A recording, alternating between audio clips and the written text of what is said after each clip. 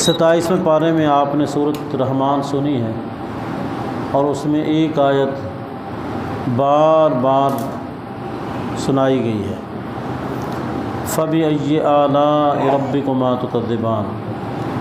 तुम अपने रब की कौन कौन सी नेमतों को झुठलाओगे। अल्लाह की नेमतें किस कदर हैं, कुरान मजीद के अंदर है, व इन तउद्दू नेमतल्लाहि ला तुहसूहा। अगर तुम अल्लाह की नेमतों को शुमार करना चाहो, ला तुहसूहा, शुमार नहीं कर सकोगे। इन्नल इंसान लज़लूमुन कफ़्फ़ार, यकीनन इंसान बहुत बड़ा ज़ालिम और नाशुक्र है। अल्लाह की नेमतों में से अगर एक इंसान अपने जिस्म के अंदर ही गौर व फिक्र करे तो इस कदर नेमतें हैं कि इंसान शुमार नहीं कर सकता। और किसी भी नेमत का एहसास उस वक़्त होता है जब वो नेमत छिन जाती है।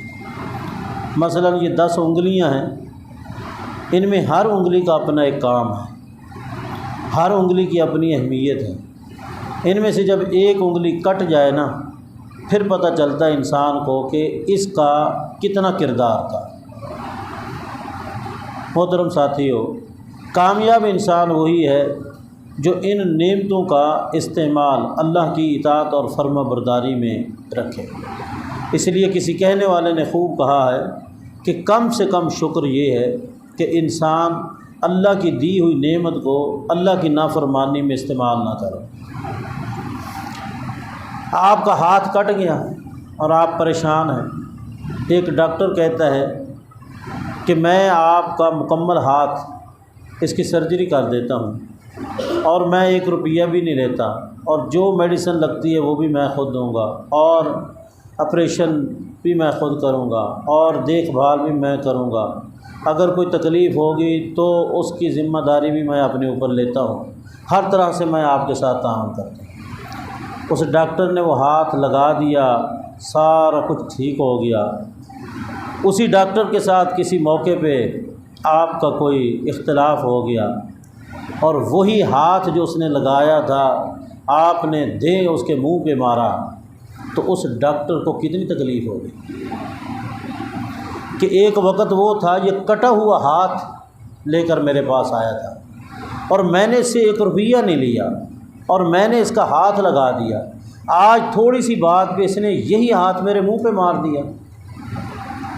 और याद रखें, आप सारी ज़िंदगी उससे माफ़ी मांगते रहें, सारी ज़िंदगी। वो कहेगा तुझ जैसा हरामी इंसान मैंने नहीं ज़िंदगी में देखा, तुझ जैसा नाशुक्रा इंसान मैंने नहीं देखा। और वो कहेगा ज़िंदगी में कभी भी मेरी आँखों के सामने ना आना। ये है एक इंसान का। अल्लाह ने ये हाथ दिया है, 1 रुपया नहीं लिया, और यही हाथ इंसान अल्लाह की नाफरमानी में इस्तेमाल करे। नौजवान तबका, ये मोबाइल ये आपके हाथ में है और आप इस हाथ को इस्तेमाल कर रहे हैं।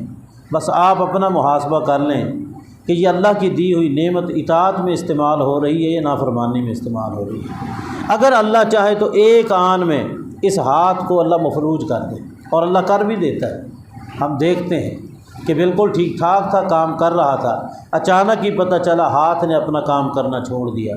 अगर मेरा मालिक चाहे तो एक आन में आपके हाथ को मफलूज कर दे, आपके दिमाग को मफलूज कर दे, आपकी आँखों की बिनाई ख़त्म कर दे और आप दूसरों के लिए बोझ बन जाएं। ये अल्लाह करने पे आए तो एक आन में ये हो सकता है। फ़र्क इतना है कि वो डॉक्टर कभी भी ज़िंदगी में आपको माफ़ नहीं करेगा और आपको देखकर वो कभी भी सर से लेकर पाँव तक किसी भी हिस्से से कोई दुआ नहीं निकलेगी। लेकिन ये मेरा मालिक है, तूने 60 साल 70 साल इसी हाथ को अल्लाह की नाफरमानी में इस्तेमाल किया और फिर सिद्के दिल से तूने तौबा कर ली। अल्लाह पाक क्या करते हैं, वो 60-70 साल के गुनाहों को अल्लाह नेकियों में बदल देते हैं। ये है मेरे मालिक का अफ़, ये है मेरे मालिक का माफ़ करने का अंदाज़। और एक इंसान پھر بھی احساس اپنے اندر پیدا نہ کرے اور آخری وقت تک پھر بھی نافرمانی پر ہی انسان چلتا رہے، تو جب خاتمہ انسان کا خراب ہوتا ہے تو پھر انسان تباہی اور بربادی کی طرف جاتا ہے۔ اس لیے کہا فَبِأَيِّ آلَاءِ رَبِّكُمَا تُكَذِّبَانِ، تم اپنے رب کی کون کون سی نعمتوں کو جھٹلاؤ گے۔ محترم ساتھیو، یہ انسان اور جن کو اللہ نے کہا ہے، انسان اور جن کے علاوہ اللہ نے کسی مخلوق کو نہیں کہا۔ کیوں کہ تکذیب نعمت اور ناشکری یہ صرف ان دو مخلوقوں کے اندر ہے، باقی جتنی بھی مخلوقات ہیں ایک مخلوق بھی اللہ کی نعمتوں کی ناشکری نہیں کرتی، بلکہ اللہ کی نعمتوں کو استعمال کر کے اللہ کا شکر ادا کرتے ہیں۔ اس لیے زندگی میں اللہ کی نعمت جو آپ کو ملی ہے اس نعمت کو اللہ کی اطاعت اور فرم برداری میں استعمال۔ اگر ایک انسان اللہ کی دی ہوئی نعمت کو اللہ کی اطاعت میں استعمال کرے گا تو اس کا فائدہ کیا ہوگا؟ لئن شکرتم لازیدنکم، اگر شکر گزار بنو گے تو نعمت کے اندر اضافہ کر دوں گا۔ کیا معنی؟ اگر اس آنکھ کو اللہ کی اطاعت میں استعمال کرو گے تو آنکھ کی بینائی میں اللہ اضافہ کر دیں گے۔ اگر اس ہاتھ کو اللہ کی اطاعت میں استعمال کرو گے، اس ہاتھ کے اندر جو قوت اور طاقت ہے اس میں اللہ اضافہ کر دیں گے۔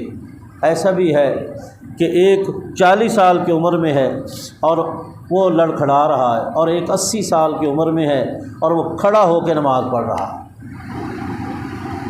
ابھی بھی آپ کے سامنے ہے، پہلی صف کے اندر 70 سال والے 80 سال والے وہ کھڑے رہتے ہیں، پڑھتے ہیں، اور پیچھے 40 سال 30 سال 35 سال والے ان کے پاؤں لڑکھڑا جاتے ہیں۔ کہیں ایسا تو نہیں ہے کہ وہ ان پاؤں کو کسی نافرمانی میں استعمال کر رہے ہیں، ان ہاتھوں کو کسی نافرمانی میں استعمال کر رہے ہیں جس کی وجہ سے ان کے اعضاء کے اندر وہ قوا نہیں رہی۔ اور یہ بزرگ ممکن ہے اس وقت بھی اللہ کی اطاعت اور فرما برداری کے جذبے سے یہ نیکی کی طرف ہے، اس لیے اللہ نے اس کو ہمت اور طاقت دی ہوئی۔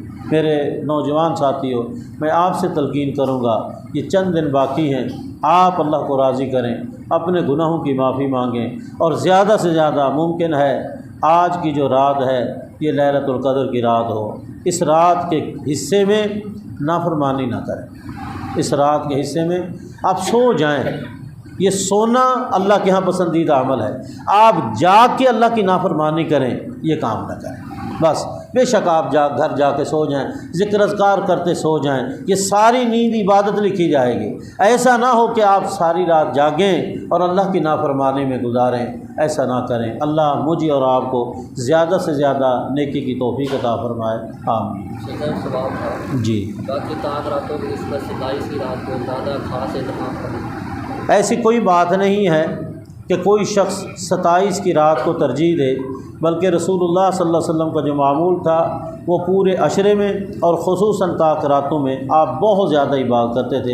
کبھی بھی نبی صلی اللہ علیہ وسلم نے اپنی زندگی میں 27 کی رات کو ترجیح نہیں دی، اس لیے ایسا ذہن نہیں بنانا چاہیے، بلکہ ہر رات کو ہی 27 سمجھیں، ہر رات کو ہی 27 سمجھیں، اور ہر رات کو جس طرح ہم 27 کی رات کو اہمیت دیتے ہیں، ہر رات کو طاق راتوں کو اہمیت دیں۔ اللہ تعالی ہمیں نیکی کی توفیق دے۔